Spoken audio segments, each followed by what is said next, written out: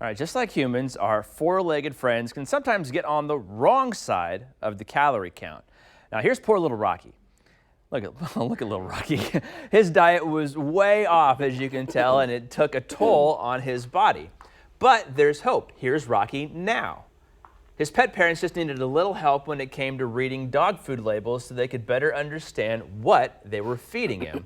An Icon Award-winning pet trainer and pet product expert, Geralynn Cada is here to teach us how to read a pet food label like a pro. Thank you for being here, but first off, we have to introduce, who is this? Thank you for having me, and this is Leia. I call her Princess Leia. Did you see when I first started petting her, her tail started wagging? Oh, yeah. Obviously, she likes me. She loves you. She's made for TV.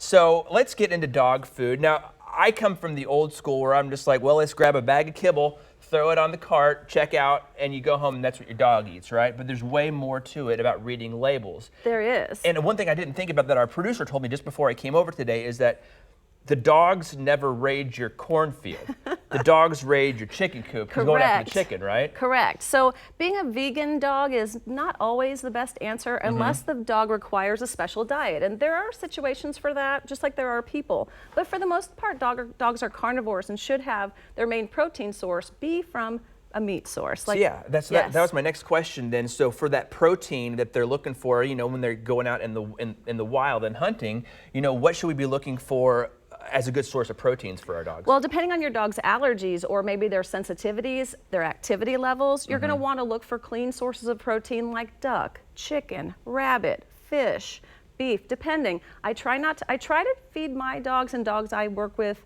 a smaller animal than the animal that they are. Yeah. So if they're a 15-pound dog, maybe go to a rabbit or a duck or a chicken or something. But that's completely up to their diet needs. So you want to pay attention to the brand you're purchasing, where they get their protein sources from, what the first 5 ingredients are on the bag, because that's what makes up 80% of the weight of that bag of dog food. Oh, okay, so let's talk about those first 5 ingredients there. What should we be looking for? Again, is it that protein? Correct. The first 3 should be protein, and they should be a good, clean protein source.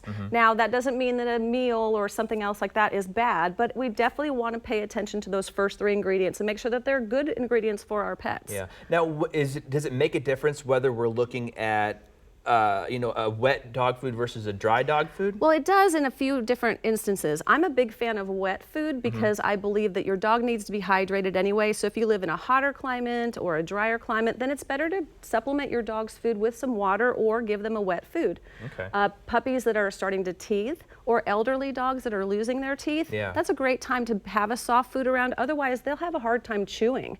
And that will lead to them not getting the calorie count that they actually need, or going and eating something that's easier to eat that they shouldn't eat just to get the calories because they're starving. Because they're starving, yeah. I mean, perfect example, we had a 4-pound Chihuahua that passed away here about 1.5 years ago, but yeah, we started feeding her solid dog food and she ate that because what we found out is she would swallow her normal food whole, or she'd camp out under the kids' chairs and eat whatever they drop under the table. We did that as kids, didn't you? We don't want it dropped on the floor, the dog will eat it. What I figured out now is that my kids are way dirtier than I ever thought they were before because the dog was always cleaning up after them, you know? So, but then finally, before we run out of time here, talk about how we can avoid recalls. Yes, so we can avoid recalls if we actually do some research about the companies that we're purchasing our products from for our pets, and make sure that that company touches every step of the process along the way so that they know what's going into their products before they ship them out to the marketplace. Right. And when they're touched by multiple sources, they can become contaminated at any spot, any source along the way. So actually educating yourself,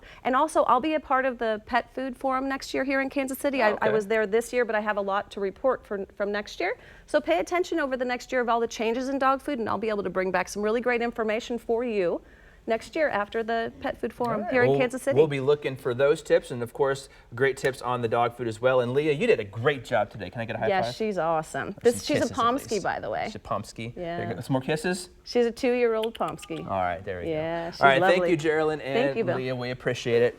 Let me get a towel.